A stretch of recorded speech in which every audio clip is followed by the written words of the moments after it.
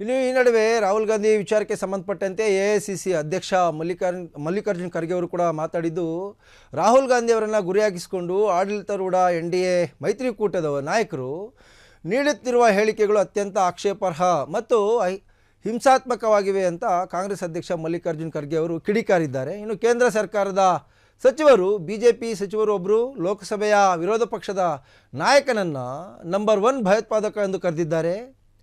ಇನ್ನು ರೈಲ್ವೆ ಖಾತೆ ಸಚಿವ ರವನೀತ್ ಸಿಂಗ್ ಬಿಟ್ಟು ಮತ್ತು ಉತ್ತರ ಪ್ರದೇಶ ಸಚಿವ ರಘುರಾಜ್ ಸಿಂಗ್ ಅವರು ಈ ಹೇಳಿಕೆಗಳನ್ನು ಕೊಟ್ಟಿದ್ದಾರೆ. ಇಂಥ ಹೇಳಿಕೆಗಳು ಖಂಡನೀಯ. ಅಲ್ಲದೆ ಮಹಾರಾಷ್ಟ್ರದಲ್ಲಿ ನಿಮ್ಮ ಸರ್ಕಾರದೊಂದಿಗೆ ನಂಟು ಹೊಂದಿರುವ ಪಕ್ಷದ ಶಾಸಕರಾದಂಥ ಪ್ರತಿಪಕ್ಷದ ನಾಯಕನ ನಾಲಿಗೆಯನ್ನು ಕತ್ತರಿಸಿ ಅಂತ ಹೇಳಿದ್ದಾರೆ.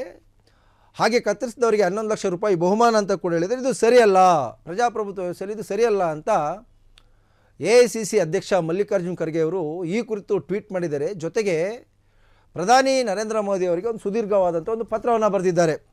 ಇನ್ನು ಪ್ರಜಾಪ್ರಭುತ್ವ ವ್ಯವಸ್ಥೆಯಲ್ಲಿ ಈ ರೀತಿಯಾದಂತಹ ಸ್ಟೇಟ್ಮೆಂಟ್ಸ್ಗಳು ಸರಿಯಲ್ಲ. ಮತ್ತೊಂದು ಕಡೆ ರಾಹುಲ್ ಗಾಂಧಿ ಅವರಿಗೆ ಅಜ್ಜಿಗಾದ ಸ್ಥಿತಿಯೇ ಈತನಿಗೂ ಬರ್ತದೆ ಅಂತ ಕೂಡ ಬೆದರಿಕೆ ಹಾಕ್ತಿದ್ದಾರೆ.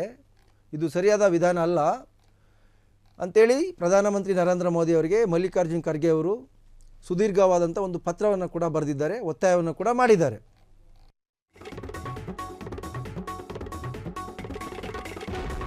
ಅತ್ಯಂತ ವಾಗ್ಯುದ್ಧಕ್ಕೆ ಕಾರಣ ಆಗಿರ್ತಕ್ಕಂಥದ್ದು ಏನಪ್ಪ ಅಂತಂದರೆ ರಾಹುಲ್ ಗಾಂಧಿ ಒಂದು ಸ್ಟೇಟ್ಮೆಂಟ್.